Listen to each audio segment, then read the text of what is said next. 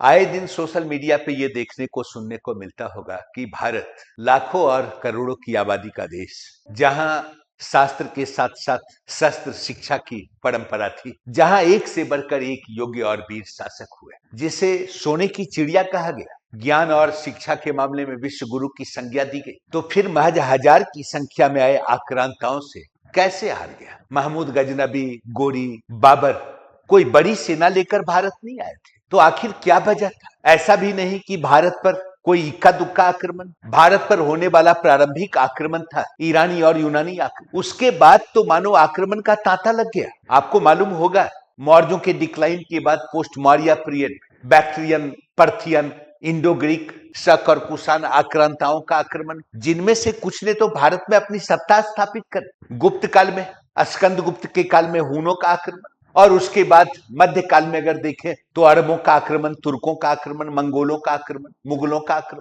अंग्रेजों ने तो यहां तक कह दिया कि बेखबरी के दौर में ही हमने भारत को जीत लिया। सुन के बड़ा आश्चर्य होता है कि जैसे भारतीय इसी मूड में बैठे हों कि आ बैल मुझे मार। इस संदर्भ में कई बार आपको ऐसा तर्क सुनने को मिलता होगा कि भारतीयों ने हमेशा से वसुधैव कुटुंबकम के आदर्श को माना है। यहाँ के शास्त्रों की सैन्य तैयारी जो थी वो डिफेंसिव स्तर पे, कभी ऑफेंसिव स्तर पर नहीं थी। इतिहासकार जब रीजन्स की बात करते हैं, कारण की बात करते हैं, तो अक्सर कहते हैं केंद्रीय सत्ता का क्षरण, केंद्रीय सत्ता का अभाव, एकता का अभाव। तत्कालीन दौर में राष्ट्र की कोई अवधारणा नहीं थी, भारतीय शासकों के बीच कोई एकता नहीं।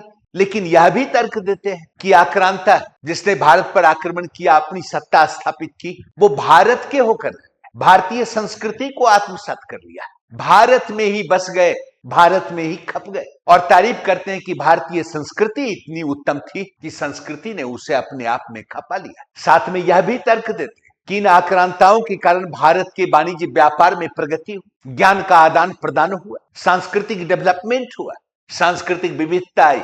तब तो लगता है कि किसी भी देश को डेवलपमेंट के लिए जरूरी है कि वो पहले गुलाम बने। ये तो बिल्कुल हारी का हरिनाम है और कुछ भी नहीं। ये मुद्दा अक्सर चर्चा में रहा कि भाई मध्यकाल में राजपूत वंशीय शासक थे जो अपने आन बान शान और वीरता के लिए काफी पॉपुलर थे, तो तुर्की आक्रमण के विरुद्ध उनका प्रतिरोध क्यों विफल रह गया? क्या वजह था?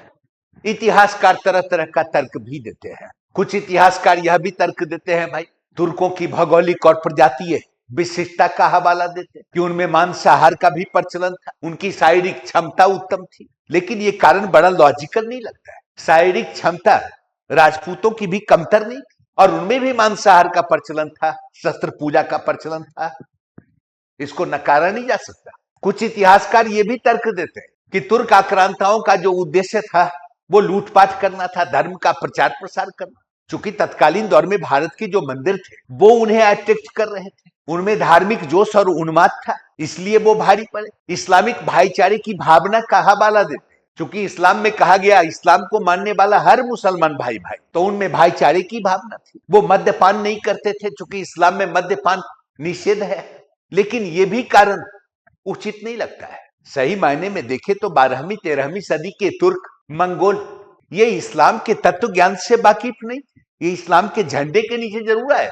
इसीलिए इस्लामिक प्रारंभिक अच्छाई, भाईचारे की भावना, मद्यपान से मुक्त होना, वो तो इनमें था ही नहीं। तो ये भी रीजन बहुत जेन्युइन नहीं लगता है। तब कुछ इतिहासकार बात करते हैं उत्तर भारत की तत्कालीन राजनीतिक और सामाजिक स्थिति के बारे में। कुछ हद तक सही भी लगता है, क्योंकि पूर्व मध्य काल में भारत सामंती गिरफ्त में था, राजवंशीय राजपूत शासकों का दौर था, केंद्रीय सत्ता का अभाव था, पूरा देश छोटे छोटे राज्यों में बटा हुआ था। अगर तत्कालीन साहित्य को प्रमाण के तौर पे माने तो स्पष्ट हो जाता है कि तत्कालीन दौर में कोई तार्किकता नहीं थी, कोई नवीनता नहीं, कोई वैज्ञानिक खोज नहीं था, न ही राजनीतिक प्रशासनिक परिवर्तन की संभावना थी। सिर्फ खोखलेपन के साथ निरंकुशता थी, अकारण दंभ था, इलॉजिकल संघर्ष था। आपने सुना होगा पृथ्वीराज चौहान ने संजोगिता का हरण कर लिया। एक शासक के संघर्ष का उद्देश्य साम्राज्य का विस्तार होना चाहिए, अपने राज्य की सुरक्षा होनी चाहिए, लेकिन किसी स्त्री के लिए संघर्ष सोचने की बात है। अल-बरूनी कहता है कि शासकों में अकारण दंभ था, उन्हें लगता था कि उनके जोड़ का दुनिया में और कोई राजा ही नहीं, उनके जैसा कोई देश नहीं, उनके जैसा कोई धर्म नहीं, उनके जैसा कोई विज्ञान नहीं, बिल्कुल कुपमंडुकता के शिकार। तो वैसी स्थिति में प्रतिरोध तो विफल होता है। सैन्य व्यवस्था में भी कई प्रकार की खामियां मौजूद थी। एक तो सामंती सेना पे निर्भरता थी। सामंती सेना मतलब रंग बिरंगी सेना, जिसका स्वरूप क्या होगा? क्षेत्रीय। कोई एक लीडरशिप के अंतर्गत वो संघर्ष करेगा ही नहीं, कोई चांस ही नहीं बनता है। सैनिकों के लिए नगद वेतन और प्रशिक्षण का भी अभाव, आधुनिक अस्त्र शस्त्र का भी अभाव, परंपरागत अस्त्र शस्त्र से ही वो लोग संघर्ष करते थे। और सबसे बड़ी बात की गज सेना पे निर्भरता, जो कि काफी स्थूल और धीमी है। युद्ध भी धर्म और मर्यादा से जुड़ा हुआ था। दिन में लड़ना है, शाम में नहीं लड़ना है, पीछे से वार नहीं करना है। और युद्ध का मोटो भी क्या है? वीरता का प्रदर्शन करना। अगर आक्रांताओं की सेना को देख ले, कोई नैतिकता पूर्ण नियमों से बना हुआ नहीं। उत्तम नस्ल के घोड़े, तीर धनुष का इस्तेमाल, अचानक आक्रमण की तकनीक, जीन और रकाब का इस्तेमाल। जाहिर सी बात है कि उनका जो आक्रमण होगा वो प्रभावी होगा, इसमें कोई दो मत नहीं। और उद्देश्य भी क्या?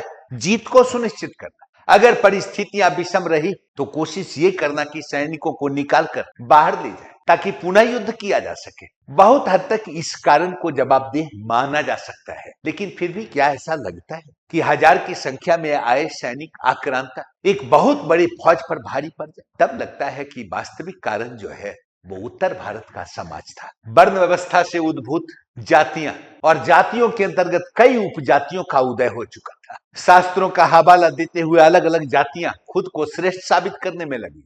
समाज समता मूलक नहीं था, विषमता मूलक समाज था। वर्ण व्यवस्था हो या जाति व्यवस्था, ये विषमता मूलक समाज का भी लक्षण है। यानी ओवरऑल देखें तो समाज दो वर्गों में बटा हुआ था। एक व्यवस्था के आलंबरदार विशेषाधिकार प्राप्त वर्ग, लाभान्वित पोषित वर्ग, जिनकी तादाद काफी कम थी। सर्वाधिक आबादी वैश्यों और शूद्रों की थी, जो विशेषाधिकार से मुक्त थे, जो सम्मान से मुक्त थे। और एक वर्ग तो अंतजों की थी, जो छुआछूत का शिकार था। आप आश्चर्य करेंगे कि तत्कालीन भारत में कई ऐसे कर्म थे, कई ऐसा व्यवसाय था जिसको हीन माना जाता था। और उस व्यवसाय से जुड़े लोग अंत्यज कहलाते थे, अछूत कहलाते थे। गंदगी साफ करने वाले ये अछूत कहलाते थे। गंदगी करने वाले अछूत नहीं, गंदगी साफ करने वाले अछूत। यही तत्कालीन दौर का समाज था। जो लाभान्वित पोषित वर्ग था उसकी तादाद कम, और वैश्य शूद्र अंत्यज जो विशेषाधिकार से मुक्त थे, जिनके वर्ग व्यवसाय को भी सम्मान नहीं था, उनकी तादाद काफी अधिक थी। वैसे में अगर देश पर आक्रमण होता है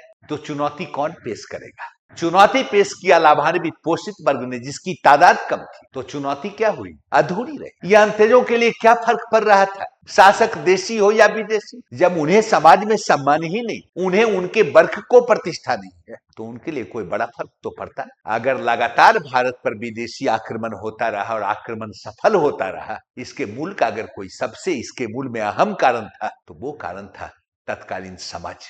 और आपने पढ़ा होगा कि भारत में बाबर को सफलता मिली, उसने मुगल सत्ता को स्थापित किया। तो मुगल सत्ता की स्थापना में कहीं ना कहीं सैनिक आक्रमण का अपना महत्व है, लेकिन कालक्रम में मुगल सत्ता का विस्तार जो अकबर के काल में हुआ, तो आपको लग जाएगा कि अकबर ने राजपूत नीति का प्रतिपादन किया, सुलह कुल की नीति का प्रतिपादन किया। मतलब स्पष्ट है कि समझौते की नीति के तहत अपने साम्राज्य का विस्तार किया। आखिर ये समझौता तो तब सफल हुआ होगा जब भारतीय समाज कहीं ना कहीं फूटा हुआ था, टूटा हुआ था, बिखरा हुआ था। भारतीय शासकों में भी फूट रही होगी। और आगे आपने सुना होगा कि ब्रिटिश, जिनके आगमन का उद्देश्य वाणिज्य व्यापार, ईस्ट इंडिया कंपनी एक तिजारती कंपनी थी, जिसके आगमन का उद्देश्य था भारतीय प्रोडक्ट को खरीदना, यूरोपीय मंडी में बेचना, मुनाफा कमाना। लेकिन देखते ही देखते ईस्ट इंडिया कंपनी की व्यापारिक महत्वाकांक्षा राजनैतिक महत्वाकांक्षा में तब्दील हो जाती है, और ईस्ट इंडिया कंपनी एक प्रादेशिक शक्ति और फिर